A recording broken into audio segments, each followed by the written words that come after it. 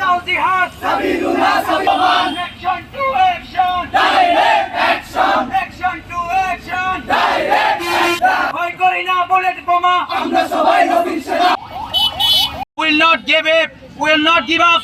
The day is no more. We want immediate action.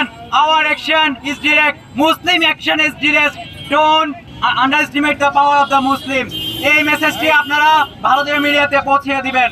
কোরআনে বলেছেন লাকাদ কানা লাকুম রাসূলুল্লাহি ফি উসওয়াতুন হাসানাহ, অর্থাৎ তোমাদের জন্য রয়েছে রাসূলুল্লাহ সাল্লাল্লাহু আলাইহি ওয়াসাল্লামের মধ্যে উত্তম আদর্শ। যে মানুষের ব্যাপারে পবিত্র কোরআনে স্পষ্ট বাণী রয়েছে, যার মধ্যে রয়েছে আদর্শ, যিনি হচ্ছে মানবতার মুক্তির দূত। তাকে নিয়ে যখন কটূক্তি করা হয়, তখন আমরা যদি ঘরে বসে থাকি, এই জিনিসটা আমাদের ইমানি দায়িত্ব হয়ে পড়ে, আমরা সেটার বিরুদ্ধে কথা বলবো। রাসূলুল্লাহ সাল্লাল্লাহু আলাইহি ওয়াসাল্লাম যে কোনো অন্যায়ের বিরুদ্ধে তিনভাবে কথা বলার জন্য বলেছেন। যদি তোমার সামর্থ্য থাকে তুমি তাকে প্রতিহত করবা, না হলে তুমি হাত দিয়ে প্রতিহত করবা, না হলে তুমি অন্তরে ঘৃণা করবা। আমরা আমাদের জায়গা থেকে, আমরা তো ইন্ডিয়া যেতে পারছি না, কিন্তু আমরা আমাদের জায়গা থেকে দাবি জানাতে চাই। আমরা ইন্টার্ন চিকিৎসক ফোরাম এবং আমাদের মেডিকেল কলেজের ছাত্ররা বৃন্দ আমরা জানাতে চাই, সরকারের প্রতি আবেদন করতে চাই যে এই জিনিসটা এখন ন্যাশনাল ইস্যু না, এটা একটা ইন্টারন্যাশনাল ইস্যু হয়ে পড়েছে।